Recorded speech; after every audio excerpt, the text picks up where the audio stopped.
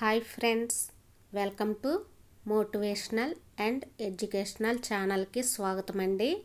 Motivational channel అని చెప్తూ big boss చూపిస్తున్నాను అనుకుంటున్నారు కదా. బిగ్ బాస్ షో కూడా మోటివేషనల్కి సంబంధించిన షో అండి. ఎందుకంటే ప్రతి వ్యక్తి జీవితంలో ఎలా బతకాలి అనేది చూపించే షో ఇది. ప్రతి మనిషి జీవితంలో ఎదురు దెబ్బలు తగిలే వాళ్ళు ఉంటారు, కొంతమంది ఎదురు దెబ్బ తీసేవాళ్ళు కూడా ఉంటారు. వాళ్ళ మధ్యలో మనం ఎలా బతకాలి అనేది ఈ బిగ్ బాస్ షోలో చూపించే కంటెంట్ అండి. ఈ బిగ్ బాస్ షోలో ఎవరైతే ఆటుపోటులు తట్టుకుని నిలబడతారో వాళ్ళనే విన్నర్గా అనౌన్స్ చేయటం జరుగుతుంది. అంతేకాని ఫ్యాన్ ఫాలోయింగ్తో ఎప్పుడు కూడా విన్నర్ కాలేరండి. ఇప్పుడు అసలు విషయానికి వస్తే, బిగ్ బాస్ షోలో సోనియా తన ఓవర్ కాన్ఫిడెన్స్ వల్ల తన ఆటని తనే చెడగొట్టుకుంది.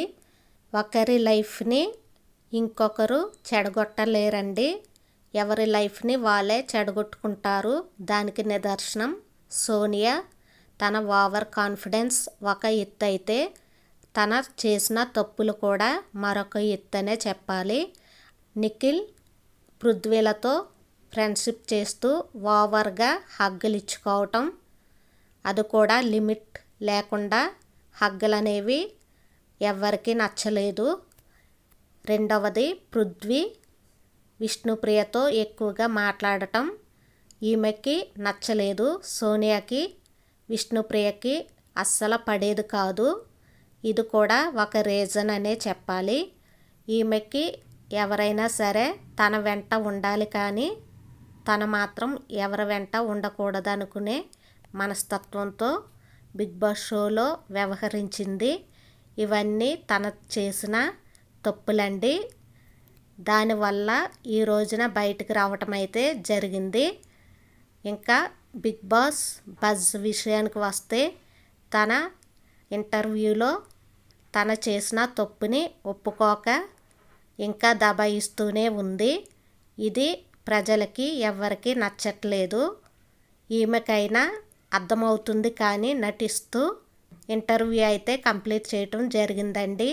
ఈమె మొదట నుంచి చూసుకుంటే ఈమెకి తప్పుని ఒప్పుకునే లక్షణాలు అయితే లేవు.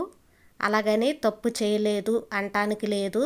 తన చేసినవన్నీ కూడా తప్పులే, కానీ తన మనస్తత్వం అంగీకరించిన మనస్తత్వం. ఇలాంటి వాళ్ళని బిగ్ బాస్ విన్నర్గా చేయడండి. ఫైనల్గా చెప్పేది ఏంటంటే, ఓవర్ కాన్ఫిడెన్స్ వల్ల మన లైఫ్లో చాలా దెబ్బతినే అవకాశాలు ఎదురు వస్తూ ఉంటాయి.